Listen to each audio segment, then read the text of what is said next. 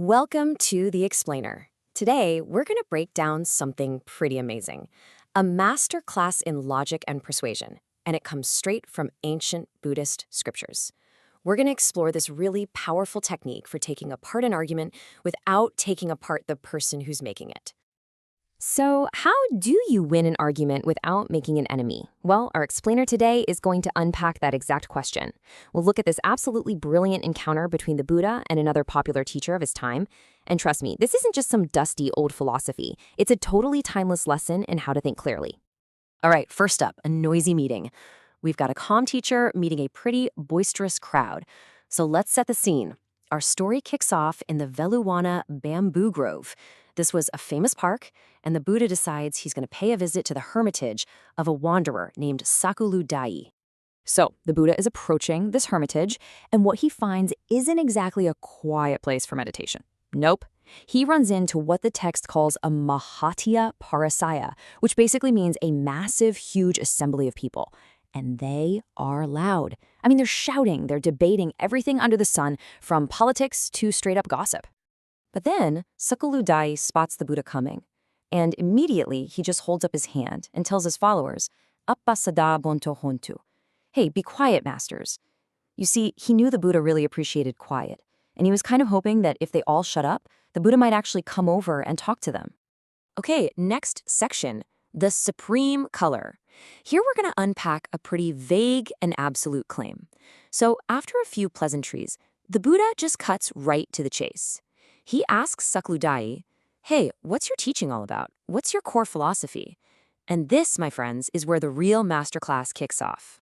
And Sakuludāyi makes this really grand, absolute claim. He says his teaching is all about the Paramovarno. Now, what does that mean? Well, it translates to something like the supreme color or the most excellent form. It sounds super profound, right? But what does it actually mean? And this is the brilliant part. The Buddha doesn't attack him. He doesn't say, that's ridiculous. He just asks a simple question. Okay, Udāyin, what is this supreme color you're talking about? It's such a gentle question, but it's an incredibly powerful probe. And you know what? Sakuludāyi, he can't answer. He just kind of sputters and repeats that, well, it's supreme because there's nothing higher. The Buddha immediately spots that circular logic. So to show just how flawed this kind of thinking is, the Buddha comes up with this genius analogy. He says, okay, imagine a guy who goes around telling everyone he's in love with the most beautiful woman in the whole country. Sounds romantic, right? But then you start asking questions. What's her name? He doesn't know. What does she look like? Who's her family? No idea. Okay, well, where does she live? He doesn't know that either. So the Buddha asks, is this guy's statement, is it anything but baseless talk? And the answer is, of course not. It's just empty words. The Buddha calls this kind of thing apatihirakatam basitam, a baseless statement. It's just hot air. And just like that man's claim of love, Sakuludāyi's big claim about a supreme color that he can't even describe, well, it's shown to be completely empty. All right, on to the next part, a ladder of light. Here's where we see that supreme is always relative. You see, the Buddha isn't done yet, not by a long shot. He's about to show not just that Sakuludāyi's claim is empty, but that any claim of some absolute supreme thing is just logically flawed. And he does it with the second, even more powerful analogy. He starts building what I like to call a ladder of light. First, he says, okay, imagine a beautiful, polished beryl gem. Now imagine a firefly in the pitch black of night. He asks, which one is brighter? Which one has the supreme light? And Sakuludāyi has to admit, well, in the total darkness, the firefly is definitely brighter. Okay, next rung on the ladder. What about that firefly versus an oil lamp? Well, the oil lamp is obviously brighter. So just like that, the firefly is no longer the supreme source of light. And what about the oil lamp compared to a great big bonfire? The bonfire wins, no contest. You're starting to see the pattern here, right? Every time we think we've found the supreme light, something brighter comes along and surpasses it. But the Buddha keeps going. Okay, he says, what about that huge bonfire versus the morning star shining in a clear sky just before dawn? And all of a sudden, that massive fire on the ground seems kind of dim compared to that one little point of light way up in the sky. But even the morning star, It's really no match for a full moon at midnight, is it? The moon's glow just washes it out, becoming our new supreme light. And for the final step, the top of the ladder, what about the full moon versus the sun at high noon in a cloudless sky? I mean, come on.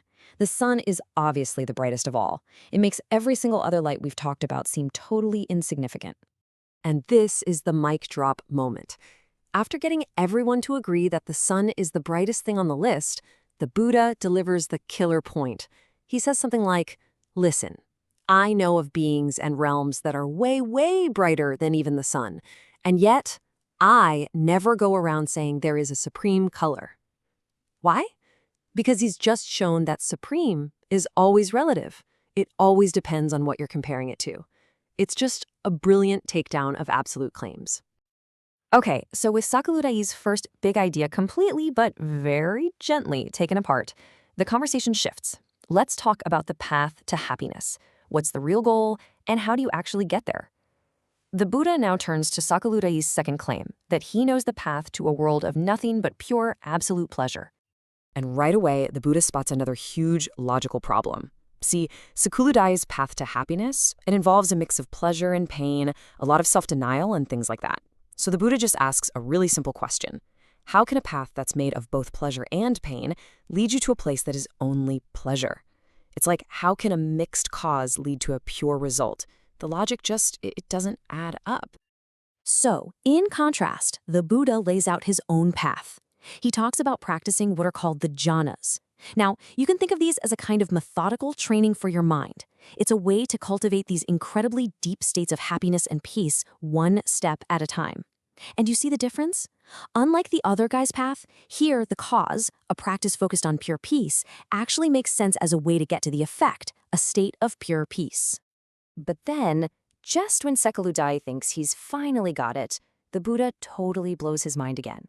He explains that, yeah, achieving a world of perfect happiness is great, but it's not the final goal, not even close. He says there are uttaritara dhamma, things that are way higher and more excellent. We're talking about things like remembering all your past lives, seeing how karma works for all beings, and the ultimate goal, the total destruction of all suffering, which is final liberation.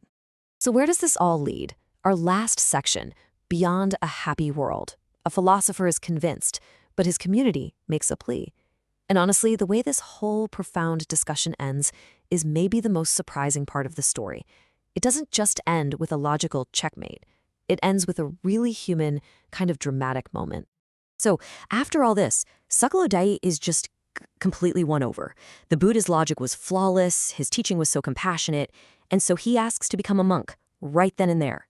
But his followers, remember that big, noisy crowd from the beginning? They totally freak out. They beg him not to leave them. They're like, wait, don't go from being our teacher to just being a student. We'd be lost without you. And they actually convince him to stay. So this incredible story is so much more than just an ancient debate. It's basically a blueprint for how to think clearly. Step 1, ask for definitions. Step 2, use analogies to expose fuzzy thinking. Step 3, check for logical consistency. And it leaves all of us with a really powerful question to think about. What are our own supreme colors? What are the absolute unquestioned beliefs that we hold on to that maybe wouldn't stand up so well to a little bit of gentle, logical questioning?